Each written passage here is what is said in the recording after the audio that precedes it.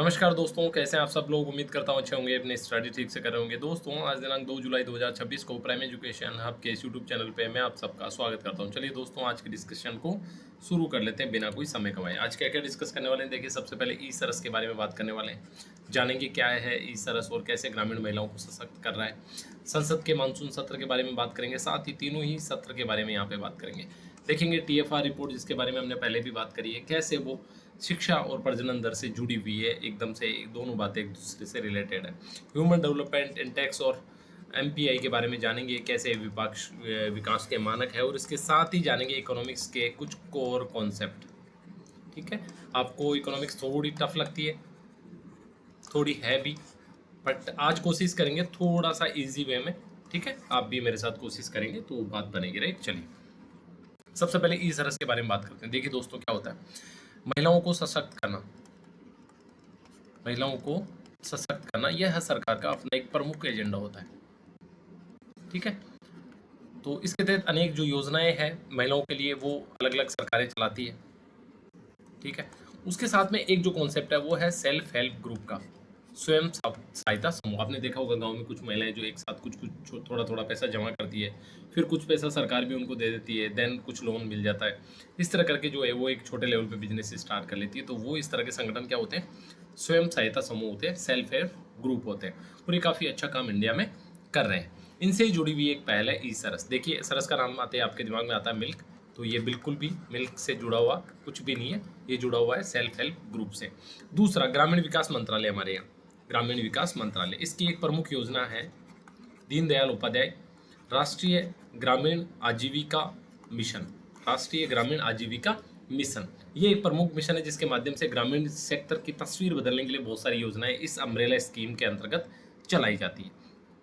इसके तहत ही एक स्कीम है ई सरस, और बेसिकली ई सरस जो है इसका एक डिजिटल मंच है, डिजिटल मंच है, जिसके माध्यम से ये जो सेल्फ हेल्प ग्रुप वाली जो महिलाएं हैं, ये जो आइटम्स बनाती है, इन आइटम्स की बिक्री सुनिश्चित की जाती है।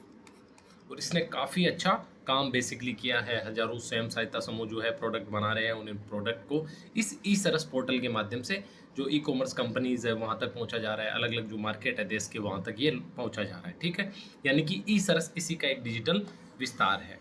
फिर दोबारा आपको समझाता हूँ, ग्रामीण विकास एक मंत्रालय है भारत सरकार का। इस मंत्रालय की एक स्कीम है राष्ट्रीय दीनदयाल उपाध्याय राष्ट्रीय ग्रामीण आजीविका मिशन, यानी कि लोगों की आजीविका से जुड़ा हुआ। इसी मिशन के तहत जो सेल्फ हेल्प ग्रुप है उनको एक डिजिटल प्लेटफॉर्म ई सरस पे लाया गया है, रजिस्टर्ड किया गया, और इस ई प्लेटफॉर्म के माध्यम से इनके जो छोटे उत्पाद है जो ये महिलाएं बनाती है, इन उत्पादों के लिए एक बाजार का काम जो है ई सरस प्लेटफॉर्म करता है। ये बात यहाँ तक आपको समझ आ गई होगी। यही बात यहाँ लिखी गई है कि जो दीनदयाल उपाध्याय राष्ट्रीय ग्रामीण आजीविका जो मिशन है, इसका आधिकारिक ऑनलाइन बाजार है, जिसे विशेष रूप से महिला सेल्फ हेल्प ग्रुप, जो महिला स्वयं सहायता समूह संगठन है, उनके और महासंघों के उत्पादों के विपणन हेतु विकसित किया गया है।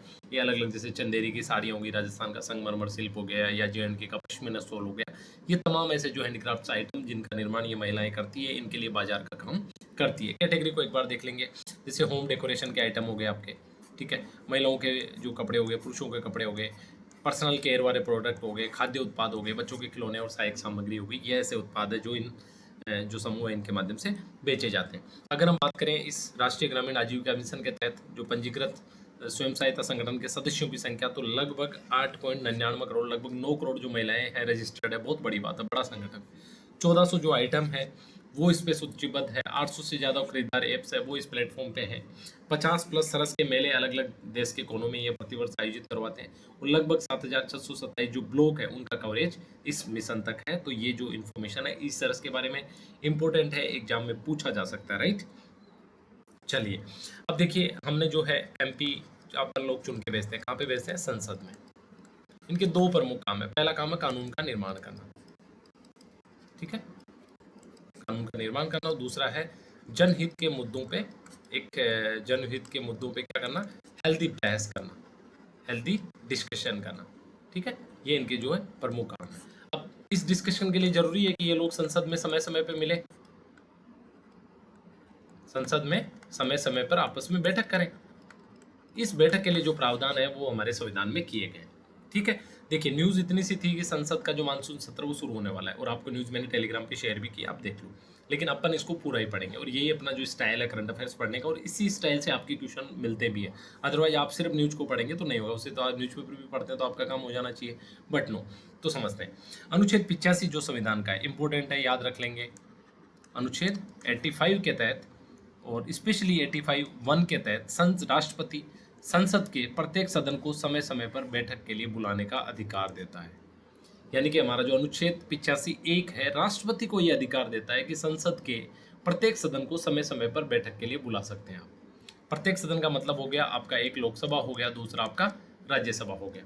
और रूल क्या है? दो, पहली बार 2 सत्रों के बीच जो अंतर है 6 माह से अधिक नहीं होना चाहिए, यानी कि पहली बैठक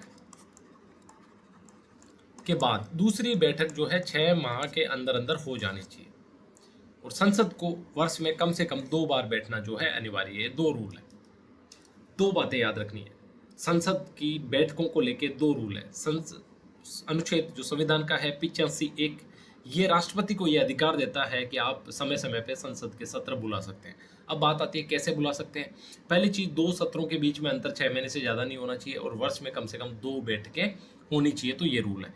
लेकिन परंपरा हमारे यहाँ है 3 सत्र की। परंपरा कितने सत्र की है? 3 सत्र की। कौन कौन से सत्र है? पहला आपका बजट सत्र, ठीक है। दूसरा आपका मानसून सत्र, मानसून भी, और इसको ग्रीष्मकालीन सत्र भी बोला जाता है। और तीसरा जो आपका शीतकालीन सत्र, शीतकालीन सत्र, ये जो है 3 सत्र हमारे यहाँ परंपरा के रूप में चले आ रहे हैं। अब जो संसद का मानसून सत्र, और जिसको ग्रीष्मकालीन सत्र भी आप बोल सकते हैं, 20 जुलाई से शुरू हो रहा है, और लगभग 3 सप्ताह चलने की संभावना है। और इसमें जो है अंतिम जो निर्णय लेती है वो लेती है संसदीय कार्य संबंधी कैबिनेट मंत्री, cabinet committee on parliamentary affairs. कौन लेती है? CCPA, CCPA, cabinet committee on parliamentary affairs. संसदीय कार्य जो समिति है, कैबिनेट समिति है, वो निर्णय इस पे अंतिम निर्णय लेती है। उसके बाद राष्ट्रपति जो है आदेश इस पे पारित करते हैं। बेसिकली इस बार मुद्दे जो है टीएमसी, आपको पता है तृणमूल कांग्रेस और शिवसेना जो है उनमें टू ये कुछ उनके जो एमपीज है उन्होंने अपनी पार्टी छोड़ने का ऐलान किया है। तो ये जो है इस सत्र में हंगामा हो सकता है, और बेसिकली हंगामा ही होता है। अच्छी बहस तो आजकल होती का है। तो दोनों दलों के जो सदस्य है वो अलग अलग मान्यता जो है मांग रहे हैं। ये मुद्दा देखेंगे, इसके बारे में भी अपन विस्तार से बात करेंगे, ठीक है। पहला जो है बजट सत्र होता है, जो कि फरवरी से मई के बीच में कभी भी आयोजित हो जाता है। वर्ष का पहला और सबसे लंबा सत्र होता है। बजट पेश और पारित किया जाता है। रेलवे बजट इसी में अब समाहित है। बेसिकली पहले जो है रेलवे बजट अलग से पारित होता था, लेकिन 2017 से जो है एक साथ पारित होना शुरू हो गया। दूसरा मानसून या ग्रीष्मकालीन जो सत्र है वो जुलाई से आरंभ होता है। प्रमुख विधायी कार्य होते हैं और वर्तमान समाचार से इसका सीधा संबंध है। उसके बाद तीसरा जो सत्र है नवंबर दिसंबर में शीतकालीन होता है। वर्ष का सबसे अंतिम और सबसे छोटा सत्र होता है। वार्षिक और कार्यसूची का समापन, नियमित प्रश्नकाल और चर्चाएं वगैरह ये सब इसमें होती है। याद रखना है संविधान में न्यूनतम 2 सत्रों की अनिवार्यता है, लेकिन परंपरा के रूप में 3 सत्र आयोजित होते हैं। ये बहुत इंपॉर्टेंट बात है, आपको याद रखनी है। दोबारा आपको समझा देता हूँ। देखिए आर्टिकल 85(1) जो है संविधान का, वो राष्ट्रपति को ये अधिकार देता है कि समय समय पे आप संसद के दोनों जो सदन है उनके सत्र बुला सकते हैं। अब रूल क्या है इसमें? पहला रूल ये है कि कम से कम 6 महीने से ज़्यादा अंतर नहीं होना चाहिए 2 सत्र के बीच में। यानी कि पहला सत्र हो गया, उसके बाद 6 महीने के पहले पहले दूसरा सत्र हो जाना चाहिए। पहला रूल ये है। वो दूसरा कि साल में कम से कम 2 बैठक होनी चाहिए, 2 सत्र होने चाहिए। लेकिन परंपरा के रूप में हमने 3 सत्र रखे हैं, बजट सत्र, मानसून सत्र, उसके बाद शीतकालीन सत्र, ठीक है। और कुछ इंपॉर्टेंट शब्दावलियां जो कि इन्हीं सत्रों से जुड़ी हुई है। पहली चीज सत्र बुलाना, यानी कि अभी जैसे बात कर रहे हैं, फैसला कौन लेगी इसमें? फैसला लेगी CCPA, cabinet committee on parliamentary affairs. संसदीय कार्यों की कैबिनेट जो समिति है वो निर्णय लेगी। वो निर्णय करेगी कि भाई हमने ना जो 15 जुलाई से मान लीजिए 15 अगस्त तक सत्र रखना है। अब इसका जो आदेश पारित करेंगे, वो आदेश पारित कौन करेंगे? राष्ट्रपति। क्योंकि हमने पढ़ा आर्टिकल 85(1) क्या बोलता है कि संसद के जो संविधान है वो राष्ट्रपति को यह अधिकार देता है कि आप समय पे जो है सत्र बुला सकते हैं। तो वास्तव में राष्ट्रपति का विशेषाधिकार वास्तव में सीसीपीए की सिफारिश पर किया जाता है। राष्ट्रपति केवल सांकेतिक रूप से आदेश जारी करते हैं। यानी कि ये जो कमेटी है कैबिनेट की, जिसके अध्यक्ष जो है प्रधानमंत्री होते हैं, ये निर्णय लेती है और उसके बाद में राष्ट्रपति इसकी आधिकारिक घोषणा करते हैं। फिर देखिए सत्र एक बार घोषणा होगी, सत्र शुरू हो गया। अब शुरू होने के बाद इसमें स्थगन होता है। स्थगन होता है कैसे? कुछ घंटे के लिए भी हो सकता है, कुछ दिन भी हो सकता है, सप्ताह भी हो सकता है। और ये जो शक्ति है ये पीठासीन अधिकारी यानी कि लोकसभा का जो स्पीकर अध्यक्ष और राज्यसभा का जो सभापति है उसके पास होती है। यहाँ पे राष्ट्रपति का कोई काम नहीं है, यहाँ पे राष्ट्रपति का कोई काम नहीं है। उसके बाद एडजर्नमेंट साइन डाई यानी कि अनिश्चित काल के लिए जो है स्थगन, अनिश्चित काल के लिए स्थगन, ठीक है, ये एक नया वर्ड है। इसमें क्या होता है कि बिना किसी निश्चित तिथि के स्थगन होता है और ये शक्ति भी केवल किसके पास है, पीठासीन अधिकारी के पास है। इसके बाद राष्ट्रपति जो है सत्रावसान की अधिसूचना जो है जारी कर सकते हैं, ठीक है। सत्रावसान इसकी अधिसूचना जो है राष्ट्रपति के द्वारा जारी की जाती है। इससे न केवल बैठक बल्कि पूरा का पूरा जो सत्र है वही समाप्त हो जाता है और सारे जो लंबित विधेयक, मान लो जो विधेयक बातचीत के लिए सदन के पटल पे लाया गया है वो सब लैप्स हो जाते हैं, सब खत्म हो जाते हैं, बजाय सिर्फ एक जिसमें जॉइंट सीटिंग का बोल दिया हो, यानी कि संसद के दोनों सदनों का अगर बोला हो कि एक साथ बैठेंगे तो वो विधेयक तो बचता है। बाकी जितने भी जो कानून रखे हुए हैं पटल पे अगर पारित हो गए तो कानून बन गए, अदरवाइज वो सारे खत्म हो जाते हैं। उसके बाद विघटन, विघटन जो होता है केवल लोकसभा का होता है। देखिए लोकसभा का जो कार्यकाल होता है 5 वर्ष का होता है और राज्यसभा जो है स्थायी सदन है, 6 वर्ष इसका कार्यकाल होता है और 2/3 जो सदस्य है हर 2 साल पे चेंज होते रहते हैं, तो ये हमेशा चलने वाला सदन है। ये बातें एक बार दोबारा समझा देता हूँ। देखिए सबसे पहला काम आर्टिकल 85A के तहत अनुच्छेद जो संविधान का है वो राष्ट्रपति को ये शक्ति देता है कि आप समय समय पे संसद की जो सत्र है वो बुलाएंगे दोनों सदनों के। रूल इसमें 2 है। पहला कि 6 महीने से ज़्यादा गैप नहीं होना चाहिए और साल में कम से कम 2 सत्र होना चाहिए। 2 सत्र की बाध्यता थी संविधान के अनुसार, लेकिन हमने परंपरा बना दी 3 सत्र। कौन कौन से? आपका पहला हो गया बजट सत्र, दूसरा हो गया मानसून सत्र और तीसरा हो गया शीतकालीन सत्र। यहाँ तक बात हो गई। उसके बाद सत्र बुलाना, देखिए डिसीजन लेने का जो काम है वो है CCPA का, cabinet committee on parliamentary affairs. संसदीय कार्य मंत्रियों जो कैबिनेट समिति है वो निर्णय करती है कि अच्छा इस टाइम अपने को बुलाना है। इसका आदेश कौन जारी करता है? राष्ट्रपति, यानी कि पावर किसकी हुई? अल्टीमेटली राष्ट्रपति की। उसके बाद स्थगन, स्थगन के समय राष्ट्रपति का कोई रोल नहीं है। स्थगन का पूरा जो पावर है वो सदन के अध्यक्ष यानी कि लोकसभा का स्पीकर और राज्यसभा का जो सभापति है उसके हाथ में। ये दोनों सदन को स्थगित कर सकते हैं कुछ घंटों के लिए, कुछ दिनों के लिए, कुछ सप्ताह के लिए, है ना। एक बोल के करते हैं कि अगले 4 घंटे के लिए बैठक स्थगन की जाती है या अगले 4 दिन के लिए सदन को स्थगित किया जाता है, 4 दिन बाद दोबारा शुरू हो जाता है। जब ये स्थगन बिना किसी निश्चित टाइम के हो जाता है, और ये भी कौन करता है? ये दोनों पीठासीन जो अधिकारी है, लोकसभा का स्पीकर और राज्यसभा के सभापति, ये दोनों लोग ये काम करते हैं। लेकिन इसके बाद जो सत्र के खत्म होने की जो सूचना अधिसूचना है वो राष्ट्रपति जारी करते हैं और सत्र के खत्म होने की राष्ट्रपति जारी करते हैं। इससे न केवल बैठक बल्कि पूरा सत्र समाप्त हो जाता है और वही बिल जो केवल जॉइंट सेशन के लिए नॉमिनेट किए गए हैं, जॉइंट सीटिंग यानी कि लोकसभा और राज्यसभा दोनों की बैठक के लिए नॉमिनेट किए गए हैं, वो तो बिल बच जाते हैं। उसके बाद सारे बिल लैप्स हो जाते हैं। विघटन कब होता है? यानी कि पूरी सदन का समाप्त सिर्फ लोकसभा में होता है। राज्यसभा हमारा परमानेंट सदन है जिसमें हर 2 साल पे 1/3 जो सदस्य है वो चेंज होते रहते हैं और लोकसभा जो है समाप्त हो जाती है। बात समझ आपको आ गई होगी। अब देखिए हमने बात करी थी कि TFR जो होती है टोटल फर्टिलिटी रेट, अगर ये 2.1 हो जाए इसका मतलब क्या? इसका मतलब ये कि अब न तो जनसंख्या बढ़ेगी ना ही घटेगी, यानी कि एक आइडियल सिचुएशन है जबकि जनसंख्या नियंत्रण में आ जाती है। अब यहाँ पे इस आर्टिकल में बेसिकली ये बोला जा रहा है कि जो आपकी एजुकेशन है और स्पेशली कौन सा? वुमेन एजुकेशन, इसका सीधा संबंध किससे है? TFR से है। कैसे? कि अगर शिक्षा का स्तर महिलाओं में बढ़ता है तो TFR रेट बिल्कुल कम आती है। महिलाएं सक्षम होती है, शिक्षित होती है, अपने खुद के फैसले लेती है, इसकी वजह से जन्म दर जो है कम आती है। यानी कि TFR और शिक्षा का सीधा संबंध है। रिपोर्ट क्या है? SRS, और ये सिर्फ राजस्थान से संबंधित है। SR का मतलब सैंपल रजिस्ट्रेशन सिस्टम स्टैटिक्स, आप इसको सीधा बोलेंगे SRS सर्वे। यानी कि SRS सर्वे के अनुसार TFR दर और शिक्षा में सीधा संबंध है। आंकड़े बेहद चौंकाने वाले हैं, यानी कि अशिक्षित महिलाओं की जो TFR है वो 3.6 है, जबकि जिन्होंने ग्रेजुएशन पूरी कर ली उनकी मात्र 1.7 है। अंतर देखिए, जो अनएजुकेटेड है उनकी 3.7 है, जबकि जिन्होंने ग्रेजुएशन कर दी जिन वुमेन्स ने उनकी 1.7 है, यानी कि ह्यूज डिफरेंस है दोनों के बीच में। और सबसे कमाल की बात कि 2013 में भी अनएजुकेटेड की 3.7 ही थी TFR और आज भी लगभग 11 साल के बाद भी 3.7 ही है, यानी कि कुछ भी चेंज नहीं हुआ है, कोई बदलाव नहीं हुआ है। यानी ये बात बहुत क्लियरिटी के साथ है कि एजुकेशन अगर बढ़ती है तो जन्म दर जो है कम होती है। चलिए आगे, जैसे अनपढ़ अगर कोई महिला है तो उन अनपढ़ महिलाओं की टीएफआर जो है वो 3.6 है, और ये 3.6 11 वर्ष पहले भी 3.6 ही थी ये बात। फिर प्राथमिक शिक्षा जो कर लेती है उनकी 3.1 यहाँ गिरावट आ जाती है। फिर मिडिल में 2.9, उसके बाद 10th में 2.4, 12th में 2, और अगर ग्रेजुएशन कर रखी है तो 1.7। और इसके बहुत सारे फायदे हैं दोस्तों। सबसे पहली चीज़, चाइल्ड मैरिज जो है उस पर कंट्रोल होता है, ठीक है। उसके बाद क्या है, वुमेन जो हेल्थ है कि अर्ली प्रेगनेंसी वाला जो रिस्क रहता है वो कम हो जाता है, ठीक है। एजुकेशन जो लेवल है वो अच्छा रहता है, ठीक है। उसके अलावा जो है कि एनीमिया और इस तरह की जो समस्याएं हैं कुपोषण की, वो सारी समस्याओं से जो है बचा जा सकता है। तो ये दिखाता है कि शिक्षा का स्तर जैसे जैसे बढ़ता है टीएफआर घट जाती है। ग्रामीण अनपढ़ महिला की टीएफआर 3.9 और शहरी अनपढ़ महिला की 2.9, यानी इनमें भी अंतर है लेकिन उतना बड़ा अंतर नहीं जितना बड़ा अंतर एक अशिक्षित और एक ग्रेजुएशन वाली महिला के बीच में है। यहाँ तक बात आपको समझ आ गई होगी।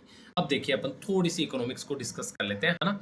आज ये प्योर इकोनॉमिक्स का लेक्चर, अब से 10 से 12 मिनट अपन इसको ठीक ठीक तरीके से डिस्कस करते हैं। कोशिश करना आप कि समझने की कोशिश, और अगर एक बार में समझ नहीं आए तो आप 2 बार देखना प्लीज है, लेकिन इसको लीव मत करना, यूं मत सोचना कि नहीं यार ये तो बहुत टफ हो गया। सबसे पहली बात तो आर्थिक समृद्धि और एक हो गया आर्थिक विकास, दोनों देखने में एक जैसे ही लगते हैं। आर्थिक समृद्धि जैसे हम बात करते हैं ना कि जीडीपी जो है अब 6.6% की दर से बढ़ेगी, ये जो चीज है ये क्या है, आर्थिक समृद्धि। और आर्थिक विकास क्या है, आर्थिक विकास है कि मान लीजिए आपके देश में ये तो बढ़ी है, जीडीपी 6.6% दर से बढ़ी है, लेकिन क्या असमानता कम हुई है? क्या आपके देश में महिलाएं सशक्त हुई है? क्या महिलाओं ने आर्थिक निर्णय लेना आरंभ किया है? क्या आपके जो HDI है, ह्यूमन डेवलपमेंट इंडेक्स, उसमें आपने ग्रोथ करी है? क्या पर कैपिटा इनकम आपकी बढ़ी है? ये जो तमाम बातें हैं ये आर्थिक विकास से जुड़ी हुई है, यानी कि केवल मात्रा नहीं गुण का भी परिवर्तन होना चाहिए। जैसे इकोनॉमिक जो ग्रोथ है, आर्थिक समृद्धि, वो केवल मात्रात्मक अवधारणा है, यानी कि नंबर्स बढ़ते हैं, जबकि आर्थिक विकास जो है उसमें गुणात्मक अवधारणा है, जहाँ पे सिचुएशन बदलती है, जहाँ पे लोगों की लाइफस्टाइल बदलती है, जहाँ लोगों का जीवन स्तर बदलता है। ये जीडीपी, जीएनपी, प्रति व्यक्ति आय में प्रतिशत वृद्धि, इन सबको मापता है, लेकिन ये मापता है समृद्धि कैसी है, जीवन स्तर कैसा है लोगों का कल्याण कितना हुआ है, संस्थाएं कितनी स्ट्रांग हुई है। ये सारी बातें आर्थिक विकास में आती है। ये मूल्य निरपेक्ष है, वितरण की जानकारी नहीं देता कि 6.6% से बढ़ी तो है अर्थव्यवस्था, लेकिन इसका फायदा सबसे ज्यादा किसको मिला है? क्या सबको फायदा मिला है? नो, इस बात की आर्थिक समृद्धि को कोई मतलब नहीं है। जबकि गरीबी, असमानता, साक्षरता, स्वास्थ्य, ये सब शामिल रहता है किसमें? आर्थिक विकास में। और हमारे जैसे विकासशील देशों के लिए, इंडिया जैसे देशों के लिए ये सबसे बड़ा पैरामीटर है, क्या? आर्थिक विकास, न कि आर्थिक समृद्धि। महत्वपूर्ण है, आर्थिक समृद्धि की वजह से ही आर्थिक विकास होगा, लेकिन आर्थिक विकास जो है वो हमारा अंतिम साधन है, अंतिम लक्ष्य है। एक कोटेशन है अमर्त्य सेन का, बेसिकली 1990 में अमर्त्य सेन थे भारत के, और एक थे महबूब उल हक। इन्होंने एक आर्थिक विकास को मापने के लिए HDI जो इंडेक्स है उसको जो है आविष्कार किया, और इसको UNDP ने माना, यूनाइटेड नेशन डेवलपमेंट जो प्रोग्राम है, इसने माना इसको कि हाँ ये शानदार तरीका है जिससे कि आर्थिक विकास को मापा जा सकता है। तो अमर्त्य सेन का एक स्टेटमेंट बहुत महत्वपूर्ण है कि आर्थिक समृद्धि के बिना आर्थिक विकास संभव नहीं है, यानी कि इसके बिना इसका विकास संभव नहीं है। ये बात तो ठीक है, लेकिन समृद्धि से विकास अनिवार्यता नहीं होता, यानी कि समृद्धि से विकास होगा ये बात अनिवार्य नहीं है। विकास के लिए आपको बाकी पैरामीटर, उसकी क्वालिटी पे ध्यान देना पड़ेगा। यहाँ तक आपको बात समझ आ गई होगी, कोई बड़ी विशेष बात हमने डिस्कस नहीं करी है, सिंपल बात की आर्थिक समृद्धि और आर्थिक विकास में क्या मूल अंतर है ये अपने डिस्कस किया। चलिए आगे, अब भारत के जो प्रमुख आर्थिक संकेतक है उसके बारे में बात कर लेते हैं। और ये जो संकेतक है ये कौन से हैं? आर्थिक विकास के, सॉरी आर्थिक समृद्धि के, ठीक है, विकास के संकेतक नहीं है। जैसे जीडीपी की 7.6% की जो वास्तविक जीडीपी वृद्धि दर रहने वाली है, ये जो हमारा हमारे बजट ने अनुमान लगाया है, ठीक है। नॉमिनल जो जीडीपी है 345 लाख करोड़ रुपए हमारी रहने वाली है। प्रति व्यक्ति जो आय है 1,93,152 जो रुपए है वो लगभग है अभी। मुद्रास्फीति जो 1.7%, हालांकि अब ये जो है बढ़ गई है मिडिल ईस्ट के बाहर की वजह से, लेकिन ये इकोनॉमिक सर्वे और बजट के टाइम का जो परसेप्शन था। विदेशी जो कर्ज है लगभग 762 बिलियन डॉलर रहने वाला है। तो ये बेसिकली क्या है? ये आर्थिक संवृद्धि के आंकड़े, आर्थिक समृद्धि और आर्थिक परिदृश्य के आंकड़े, परिदृश्य के आंकड़े, आर्थिक विकास नहीं है ये।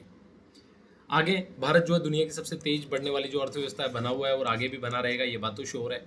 और जीडीपी ग्रोथ का जो अनुमान है जो कि अलग अलग संस्थाएं अलग अलग तरीके से करती है, बेसिकली ये सारा डेटा आपके लिए एज सच डायरेक्ट कोई इंपॉर्टेंट नहीं है, बदलने वाला डेटा है, हर बार अगले इकोनॉमिक सर्वे में फिर बदल जाएगा। बेसिकली कहने वाली बात ये है कि ये सारे जो संकेतक है ये आर्थिक संवृद्धि के संकेतक है।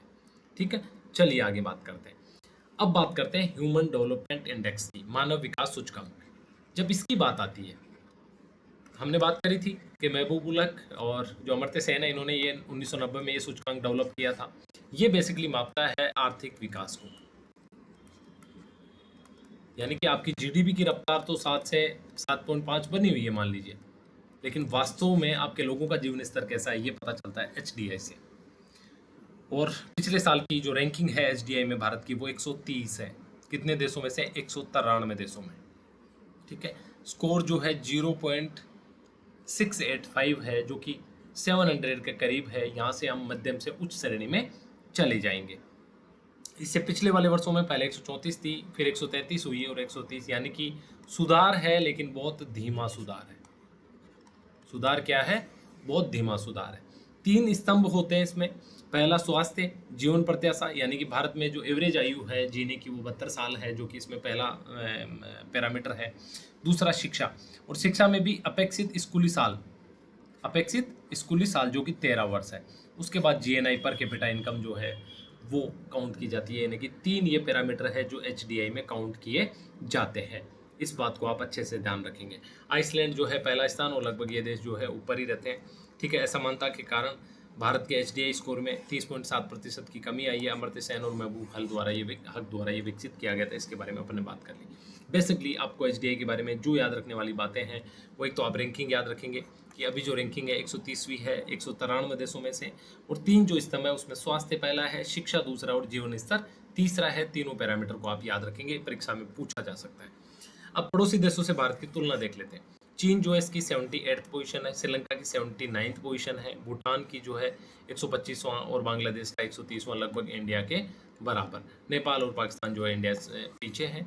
ये थोड़ी सुकून की बात है कि पाकिस्तान या तो पीछे, नहीं तो बहुत सारे मामलों में आगे निकल जाता है। एसडीआई ने एक और बात बोली, एसडीआई ने ये बोला है कि आर्टिफिशियल इंटेलिजेंस में इंडिया अच्छी प्रोग्रेस जो है कर रहा है। तो ये बाकी जो रिपोर्ट सर्वे है वो भी ये बात कर रहे हैं। लेकिन फिर बोला गया कि यार एचडीआई से ना जो रियल पिक्चर है वो सामने नहीं आती, क्योंकि इसमें पैरामीटर सिर्फ 3 है। ठीक है, कि भाई आपने जीवन प्रत्याशा देख ली, ठीक है, स्वास्थ्य देख लिया, शिक्षा देख ली, तो ये बहुत कम पैरामीटर है। इससे जो प्योर पिक्चर है, एक्चुअल पिक्चर, वो सामने नहीं आती। तो फिर यूएनडीपी ने MPI, multi dimensional poverty index निकाला कि गरीबी के मापन के लिए एचडीआई जो है सही नहीं है, एमपीआई निकालते हैं। ठीक है, और इसमें देखते हैं कि इसमें क्या हो रहा है। ठीक है, मुख्य जो निष्कर्ष है इसका वो मिलके, एक तो ऑक्सफोर्ड यूनिवर्सिटी और यूएनडीपी मिलके निकालते हैं। जब एचडीआई की बात करें तो ओनली इसको यूएनडीपी निकालती है, लेकिन इसमें ऑक्सफोर्ड यूनिवर्सिटी का भी इनपुट रहता है। इसने बोला है कि 109 देशों में 1.1 बिलियन लोग तेजी से जो है गरीबी में हैं। मतलब लगभग 109 देशों में 1.1 बिलियन लोग जो है तीव्र गरीबी में, यानी कि बहुत ज़्यादा गरीबी में, उनको 2 वक्त की रोटी भी बहुत मुश्किल से नसीब हो रही है। और उसमें से 58 करोड़ से ज़्यादा लोग जो है 18 वर्ष से कम आयु के, यानी कि बच्चे बहुत ज़्यादा प्रभावित है। ये चिंताजनक बात है। और 88.7 करोड़ जो गरीब है वो जलवायु खतरे वाले सेक्टरों में। जलवायु खतरा जिसके बारे में हमने लगातार बात करी है, तो वो भी जो है एक बड़ी चुनौती है। अगर बात करें एमपीआई में इंडिया की रैंकिंग की, तो 66वां स्थान है, जो कि 109 देशों में बीच की लगभग कैटेगरी में। यहाँ भी स्कोर जो है 0.069 है। गरीबी का अनुपात जो है, अभाव जो है, ये बहुत इंपॉर्टेंट आपके लिए डेटा उस तरह से नहीं है।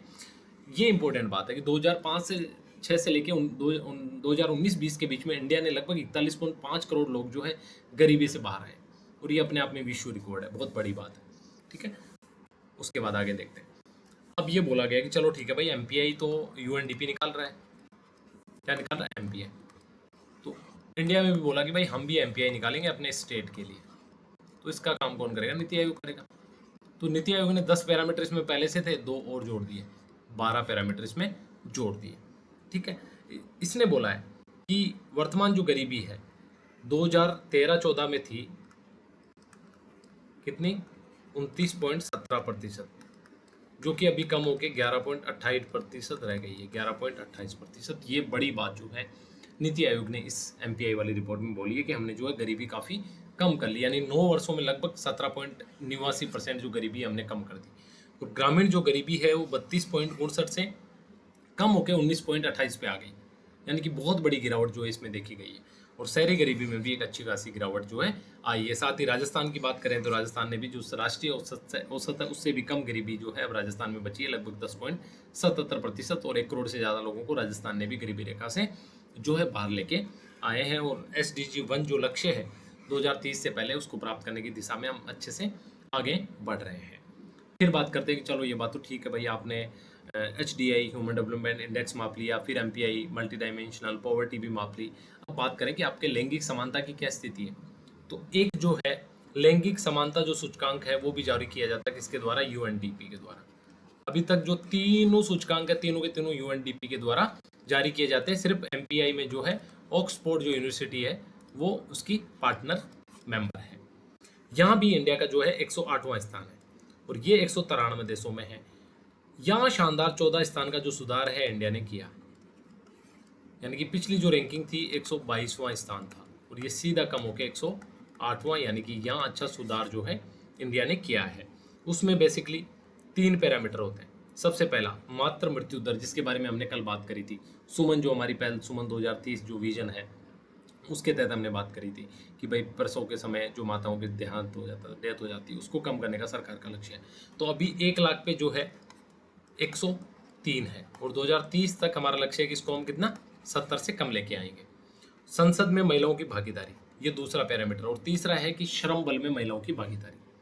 तो तीनों ही मोर्चों पे एक को छोड़ दिया जाए, संसद में भागीदारी जहाँ पे पीछे से जो परफॉर्मेंस है कम हुई है, यहाँ पे भी अच्छा काम किया देश सरकार ने और यहाँ पे भी अच्छा काम किया। इसके 3 पैरामीटर, ये 3 पैरामीटर भी आप याद रखेंगे। क्या क्या है लैंगिक समानता सूचकांक के, सबसे पहले मातृ मृत्यु दर, दूसरा संसद में महिलाओं की भागीदारी और तीसरा महिलाओं का श्रम में भागीदारी, लेबर पार्टिसिपेशन कितना है। ये तीनों जो है बेसिकली इसके पैरामीटर हैं।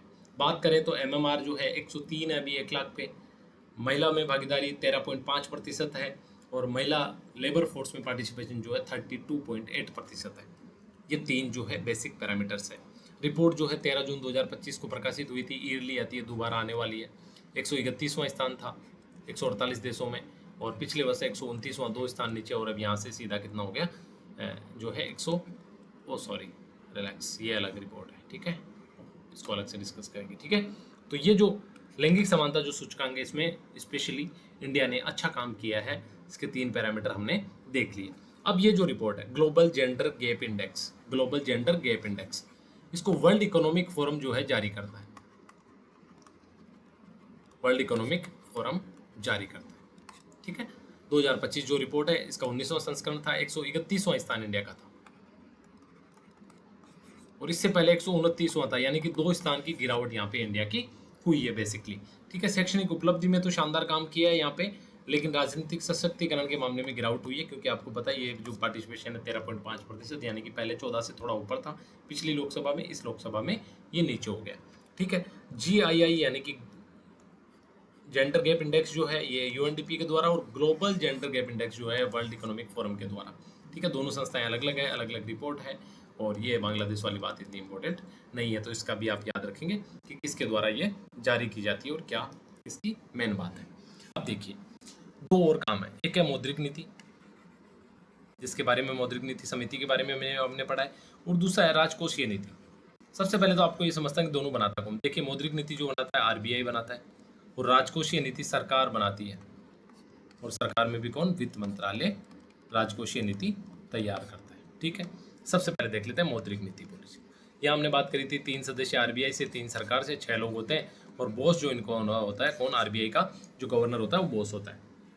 काम क्या दिया गया, इनको बोला गया कि महंगाई को जो है 4% पे रखना है और 2% का आपको मार्जिन है, यानी कि 2% से लेकर 6% के बीच में आपको महंगाई को रखना है। इसके लिए आप क्या करेंगे, रेपो रेट हमने बात करी थी, जिस रेट पे रिजर्व बैंक बैंकों को लोन देता है, रिवर्स रेपो रेट इसमें आ जाएगी। CRR जो है, SLR जो है, ओपन मार्केट ऑपरेशन, SDF जो है, ये सारे जो है उपकरण है इसके। एक एक करके मैं आपको समझा देता हूँ। सबसे पहले CRR देखिए, आप यूँ समझिए, ये RBI है सबसे ऊपर हमारे बैंकों का बॉस और सरकार का बैंक, क्या है, सरकार का बैंक। ठीक है, इसके नीचे है सारे बैंक। जैसे आप एग्जाम्पल के लिए ले लीजिए, यहाँ आप SBI ले लीजिए, यहाँ HDFC ले लीजिए, और यहाँ ICICI ले लीजिए। ठीक है, ये बैंक हो गए। इस तरह के तमाम जो 10-12 हमारे शेड्यूल बैंक हो, सारे बैंक आप यहाँ ले लीजिए। ठीक है, अब RBI बोलता है कि भाई ठीक है, सबसे पहली चीज़ कि मैं आपको किस रेट पे लोन दूंगा। RBI क्या बोलता है कि एक रेपो रेट डिसाइड होगी जिस रेट पे मैं आपको लोन दूंगा। ये रेपो रेट कौन डिसाइड करता है? ये मौद्रिक जो समिति है वो डिसाइड करती है। मौद्रिक समिति में 3 लोग सरकार से, 3 लोग RBI से होते हैं। यहाँ तक बात ठीक है। फिर ये कुछ पैसा मान लो SBI के पास एक्स्ट्रा बच गया, SBI बोलेगा कि मेरे को वापस देना है, तो इसके लिए रिवर्स रेपो रेट जो है वो डिसाइड करती है। वो भी कौन? RBI की मौद्रिक समिति डिसाइड करती है। ये भी ठीक हो गया। फिर ये बैंक बोलेंगे, RBI बोलेगा कि यार मैंने को ना आप लोगों पे भरोसा नहीं है। आपके पास मान लीजिए 100 रुपये, तो आपको ना 15 रुपये अपने पास हमेशा कैश रिजर्व में रखना है या गोल्ड के रूप में रखना है। कल को आप डूब जाओ, भाग जाओ, तो ये होना चाहिए। ठीक है, और ये बोलता है कि नहीं, आप अपने पास मत रखो, ये मेरे पास दो, CRR। तो ये हो गई आपकी CRR। फिर एक SLR होगी कि चलो 15 रुपये तो मेरे को दे दिए, 20 रुपये ना आपको खुद को भी अपने पास रखने हैं और मुझे डेली बताना आपको कि आपने रखे हुए कि नहीं रखे हुए। ये हो गया आपका SLR। ओपन मार्केट ऑपरेशन हो गए। ओपन मार्केट ऑपरेशन का मतलब हो गया कि बहुत सारा मान लीजिए पैसा मार्केट में हो गया, चीज़ें सस्ती हो रही है, तो सरकार बोलेगी यार ये तो प्रॉब्लम होगी, तो रिजर्व बैंक बोलेगा अच्छा रुको, मैं आपको बॉन्ड बेचता हूँ लोगों को। ये बैंकों को बोलेगा कि हम बॉन्ड बेच रहे हैं और लोगों से पैसा इन्वेस्ट कराओ बॉन्ड में, और ताकि ये मार्केट से जो ज़्यादा पैसा हो गया इसको वापस अपन सोख लेते हैं। ये ओपन मार्केट ऑपरेशन हो गया, सरकारी प्रतिभूतियों को बेचना और खरीदना। उसके बाद STF जो है वो स्पेशल करेंसी होती है जो रखी जाती है। ठीक है, अगर मान लो मार्केट में पैसा बढ़ाना है तो डोविश पॉलिसी होती है, यानी कि दर घटाते हैं, रेपो रेट की जो रेट है उसको कम करते हैं, और अगर थोड़ा टाइट करना है तो उसको बढ़ाते हैं। ये बेसिकली होगी आपकी मौद्रिक नीति। हमने विस्तार से समझा था, कोई प्रॉब्लम नहीं, अभी समझ में नहीं आ रहा, फिर दोबारा समझेंगे किसी और दिन क्लास में जब भी इसका जिक्र होगा, राइट। उसके बाद बात करते हैं राजकोषीय नीति की। ये वित्त मंत्रालय हमने बात करी थी, सरकार जो है नियंत्रित करती है। क्या करती है? कर कैसे लगाना है, पैसा कैसे खर्च करना है, ऋण कहाँ से लेना है, भविष्य की उत्पादक परिसंपत्तियाँ यानी कि जो बड़े बड़े हाईवेज, रोड्स, इंफ्रास्ट्रक्चर, ये कैसे बनाना है, इस तरह से पैसा खर्च करना है कि प्राइवेट सेक्टर भी पैसा खर्च करे। ठीक है, मनरेगा, PM किसान, ये जो योजनाओं हैं इनके माध्यम से मांग सर्जित करनी है, राजकोषीय घाटे को कितने स्तर पर रखना है, ये सारे जो बड़ी चीज़ें हैं ये डिसाइड करती है गवर्नमेंट, और किसके माध्यम से? फिजिकल पॉलिसी के माध्यम से, राजकोषीय नीति के माध्यम से। फिर हर साल सरकार बजट लेके आती है। आपको पता है 112 जो है वित्तीय विवरण, जो इसको वार्षिक वित्तीय विवरण बोला जाता है, बजट इस अनुच्छेद 112 के तहत लेके आती है। इसमें राजस्व खाता होता है, इसमें सारा पैसा प्राप्त होता है, फिर वे कैसे होना है, फिर पूंजी खाता होता है। ठीक है, GST कास्केडिंग इफेक्ट समाप्त होना होता है, और सेस और सरचार्ज जो है आर्टिकल 271 के तहत ये प्रावधान होते हैं। तो ये भी बेसिकली क्या होता है? टैक्स ऑन टैक्स होता है, यानी कि कुछ चीज़ों के जैसे एजुकेशन सेस लगा दिया, ठीक है, जो है ऑयल सेस लगा दिया, इस तरह के अलग अलग सेस और सरचार्ज जो है वो भी लगाए जाते हैं। ठीक है, और ये राज्यों के साथ साझा नहीं होता।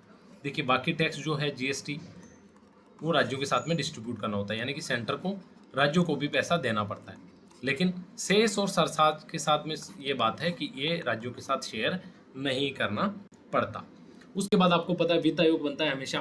क्यों बनता है? क्योंकि राज्यों के साथ पैसा कैसे डिस्ट्रीब्यूट किया जाएगा इसी बात को लेकर बनता है। और राजकोषीय जो हमारा संघवाद है, इसको लेकर राजकोषीय संघवाद का एक महत्वपूर्ण आधार है। राजकोषीय संघवाद का मतलब कि राज्यों के बीच में पैसा जो है आपको डिवाइड करना है, बांटना है।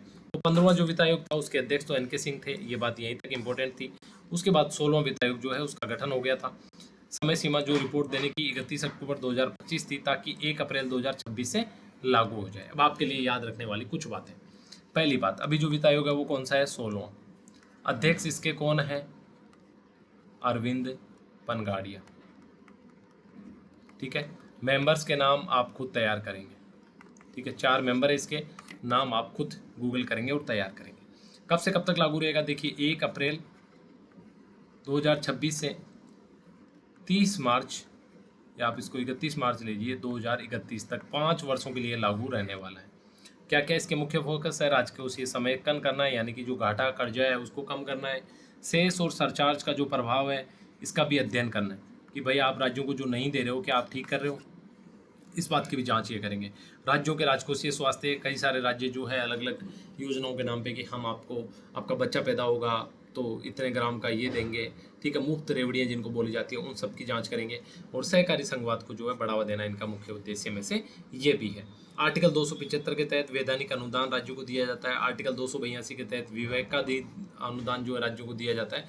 और आर्टिकल 269 के तहत जीएसटी का जो संग्रह और वितरण, अगर जीएसटी की बात करें और कोई आर्टिकल आए तो आपको आंख बंद करके आर्टिकल 269A जो है लगा देना, यानी कि आर्टिकल 269A किससे संबंधित है? जीएसटी से संबंधित है, राइट। चलिए, तो ये थी हमारी आज की डिस्कशन। ईसरस के बारे में हमने डिस्कस किया, संसद के सत्र के बारे में, टीएफआर और शिक्षा के बारे में, आर्थिक संकेतक मापक के बारे में, वित्त आयोग के बारे में।